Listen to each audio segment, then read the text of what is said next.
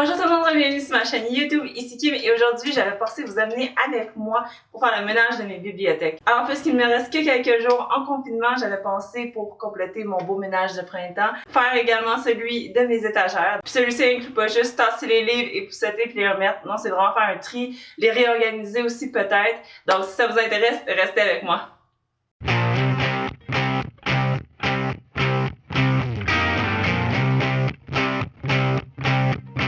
Alors, l'étape numéro 1 pour faire le ménage de printemps dans tes bibliothèques, c'est évidemment de tout tasser les livres. Donc, ça va être la première chose qu'on va faire.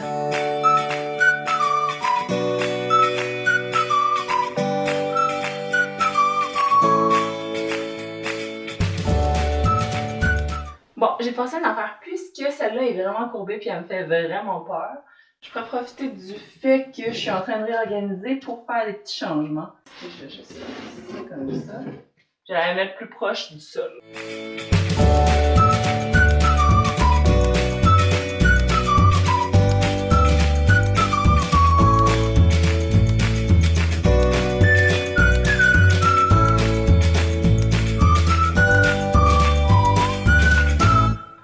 Donc, on a terminé de faire l'étape de vider et nettoyer les étagères. Maintenant, je travaille avec un canevas vide.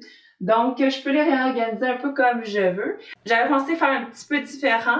Donc, la première tablette en haut, ce serait les livres que je veux lire dans l'année en cours. Tout ce qui est roman québécois. Ici, ça pourrait être Young Adult parce que je trouve que les Young Adults, ils amènent vraiment des tranches sur le côté très colorées.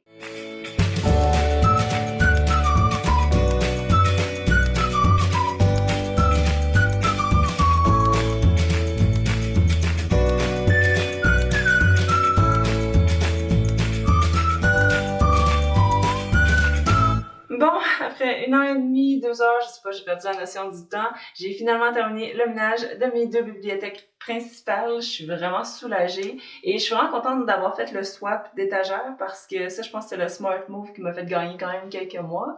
Donc j'ai arrêté de magasiner pour des bibliothèques, on va repousser le projet un peu plus tard. Là au moins ils sont toutes bien organisées et j'ai on haul environ une quarantaine de livres. Ça, si jamais ça vous intéresse, je vais vous laisser le lien dans la barre de description de ma page Facebook.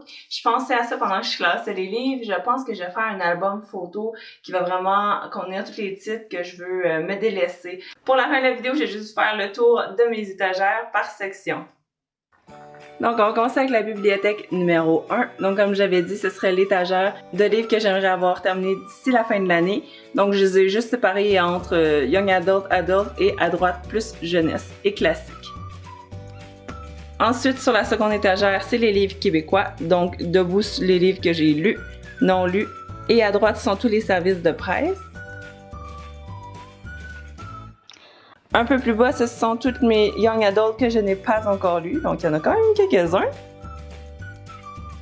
Plus bas ici, ce sont tous les livres pratiques, donc à gauche, tous ceux qui sont en français et à droite, tous ceux qui sont en anglais. Ici, ce sont tous mes classiques, je les ai pas vraiment classés entre lus, pas lus, mais il y en a vraiment plus que j'ai pas lus que ceux que j'ai lus. En haut à gauche, on a tous les livres Young Adult que j'ai lus. Et à droite, c'est la série de Mortal Instruments que j'ai seulement lu le premier livre. Un peu plus bas ici, on a tous les Young Adult que je n'ai pas lus, donc la suite. Ici, ce sont tous les livres en français. Et à droite, c'est la série de Alain Lafont qui est québécois, qui était également un service de presse. Un peu plus bas ici, on a tous les romans adultes fiction en anglais. Et à droite, ça se trouve à être une série que j'ai pas encore terminée, il me reste seulement le troisième, de Mistborn Trilogy, qui est genre fantastique adulte. Ensuite, un peu plus bas, on a la section jeunesse. Au centre, on a Oggy and Me et Wonder, qui sont d'excellents livres que j'ai lus au cours de ce mois-ci. Et à droite, on a les séries en anglais. Et en bas, comme d'habitude, je garde toujours une place très privilégiée pour toutes mes choses d'Harry Potter. Donc ici, ça se trouve être le bordel qui reste une fois qu'on a terminé le ménage. Donc ça, c'est les séries que j'aimerais me départir. Donc celles que j'ai aimées, certaines que j'ai même pas lues, certains livres que je n'ai pas aimés. Donc ça va dans tous les sens. Des fois, c'est juste que même si c'était bon, même si c'était pas bon, c'est juste je veux pas en garder une copie ou je pense pas la relire plus tard.